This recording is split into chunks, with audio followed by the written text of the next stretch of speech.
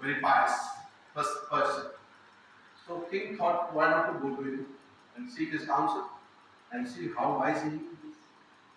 So king went to him and he was sitting in his cave. King went over there, introduced himself and says, noted, okay fine, he noted, acknowledged his business. Then he started talking. Hey, Guruji, I read this, I read that. Life should be like this, this should be the ultimate philosophy. This is the whole Torah, rest is coming free. Like that, he started displaying his knowledge. It is the tendency of all the people over here to seek their validation from people around them. Okay, yes, you should say that I'm really very learned person. So he was also seeking sort of validation.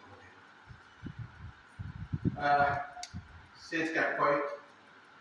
And after some time, when King stopped talking, he offered him tea. Okay, I'll make tea for you. King said, okay. He went inside, made 2 cups of tea, gave one to him, kept one for himself. Then he brought one kettle full of tea. Then started pouring more tea in his cup. Okay. The tea started overspilling. It spilled over. But Sage didn't stop. The king got angry. What are you doing? You are insulting the king. This is the bija. Why are you doing this? Then, and I came to seek your wise counsel. You are not giving me any education. Instead, you are pouring tea. You are continuing to pour tea and tea, pour and tea, and it's just created the mess around.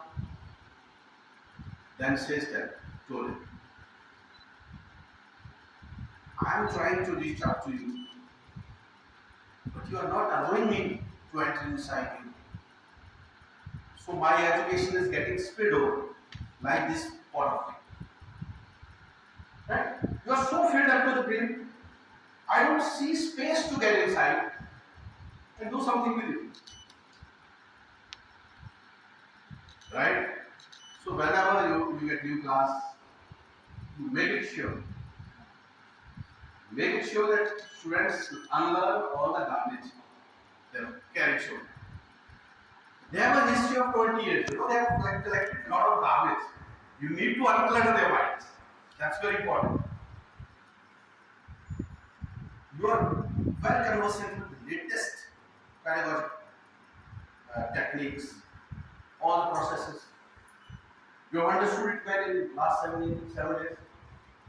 Okay, you have been doing it since pretty long, so you are quite an expert in this field. Okay, there is nothing left to talk to you. But you can't deliver if you start talking to people with calendar in mind. You have to devise ways to reach out to them. So my talk will be about that. Okay? So I thought how we can make this entire education significant and meaningful to the most important stakeholders, that is students. Okay? We need to flip inside their minds also. That's very important. Okay. So the title of the topic is Clean the Slate. Let me zoom it out first. Okay, you can see a slate. There's a lot of things written on that. I made sure that all the negative things are written on this slate, right? So you don't have any space to write anything. You need to clean it. What to clean? It's very important to understand. What to clean? Past failures. Now students you are addressing to, they have past of 20 years and 2 decades. That's a big time. They have accumulated a lot of negativities. They have accumulated a lot of positivity also. Okay, so you have to be very, very careful when it comes to handling your students, don't erase their positive things. Allow them to retain their originality. Not claim that, but very systematically erase all the negative things. This is the thing that you have to learn. You can never think of becoming an effective teacher if you do not understand the importance of do not understand how important it is to clean the slate. You can never become effective teacher. You are doing all the hard work. You are delivering your lecture in the best possible way. You are preparing well, and all your efforts will come to naught if you are addressing book learners. Take my advice. Because they are not listening. You are trying hard, but they are not available. So your efforts will come to naught. So, in 20 years of time, they have gone through certain failures, they have made some mistakes also, mostly in teenage. They make a lot of stupid mistakes. Then, yes, breakups, we should talk about that also. They fall in love, they follow love. They're dark, they're cheated, they use this kind of language. We should be conversant of people because when it comes to dealing with them, we should understand their language. Their acronyms, like I explained to you last time, non, half of love, not and all, right? And there must be certain cases of abuse also. In childhood, certain students they have been subjected to worst cruelty person can commit. So they are subjected to abuse also. So you can come across such cases, past trauma, some accident maybe, or death of somebody who is very, very close to you, that has left impression on your mind. Then very bad experience, which has stayed in your mind, which has simply refused to get away. It's playing back in your mind without you knowing it. It's sitting over there, and it's playing havoc with your personality without you really realizing it.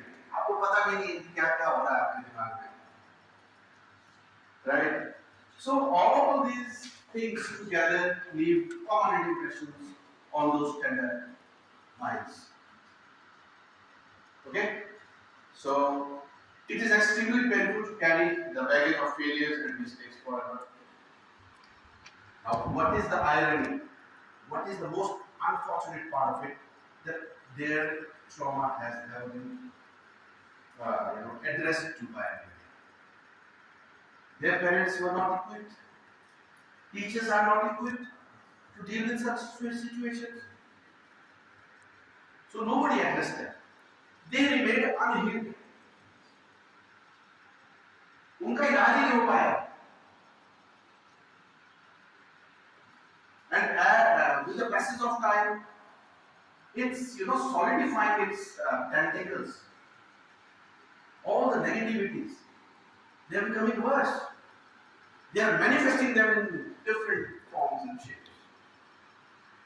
Okay, so we need to deal with these impressions. Anything you pour in the bucket filled up to the brim will always spill over, as we saw in Jan's story. Then all these things cause individuals with low self-esteem. I want you to remember this word for life. You must be knowing what is low self-esteem. But as a teacher, it is your duty to deal with it. You have to segregate among the students. You have to identify students who are low esteem students. Right? What caused this low esteem? Their past failures, mistakes, abuse, trauma, and everything, anybody's experience. Okay? So, in the rest of the presentation, we'll be dealing with this low esteem. What is low esteem? Let's understand. I'm going to explain it to you because you all know. The way you perceive yourself, how much value you give yourself, in your eyes, where you stand, that quantifies this. right? And look at this, a girl looking at mirror, probably she's not liking her face. She's not as beautiful as her neighbor is, so she's not feeling good, right? So it led to low esteem. And this nagging feeling, which keeps shimmering again and again, that I am not enough, I am not sufficient in comparison to my peers. Something is lacking. I do not have that expected. And it prevents you from taking the next step. So it needs to be treated at right time before it is too late. And believe me, 20 years is the right age to address to these issues. Though it should have been addressed at the time when something bad happened with the students. His parents should have intervened at the time. Or the teacher should have come to his rescue. It didn't happen that time, so it is now our duty to treat. Why I am again saying 20 years? Because I think that is the age when you get the students. We are taking 20 years plus minus 1. So what is the reason of this self-esteem? This little fellow is being pulled. I call it pulley. He is being pulled from all the directions. Relatives, they are trying to influence. Teachers, they are saying something different. Peer group, it's trying to take him in some other direction. Mother, father, all are trying to impose their own ways of thinking upon that poor fellow bully, and he is being drawn. It is confusing him, and he gets lost actually. He gets lost.